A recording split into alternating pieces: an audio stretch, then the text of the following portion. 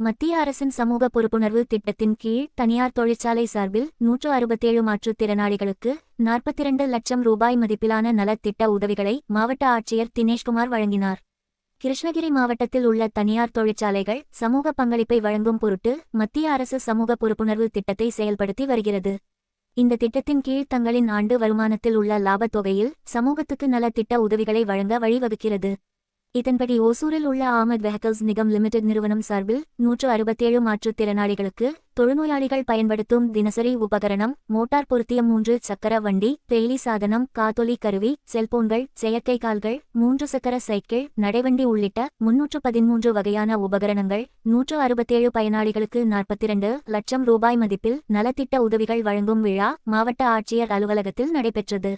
இதில் மாவட்ட ஆட்சியர் தினேஷ்குமார் கலந்து கொண்டு நலத்திட்ட உதவிகளை வழங்கினார்.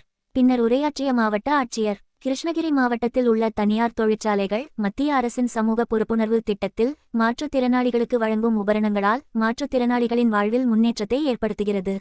மாற்றுத்திறனாளிகளுக்கான தேசிய அடையாள அட்டை, உதவித்தொகை, உபகரணங்கள் தேவைப்படுவோர்க்கு முகாம்கள் நடத்தப்பட்டு உடனடியாக வழங்கப்பட்டு வருகிறது. இதுவரை உபகரணங்கள் பெறாதவர்கள் மாவட்ட மாற்றுத்திறனாளிகளின் நலத்துறையில் விண்ணப்பித்து பயன்பெறலாம் என கேட்டுக்கொண்டார்.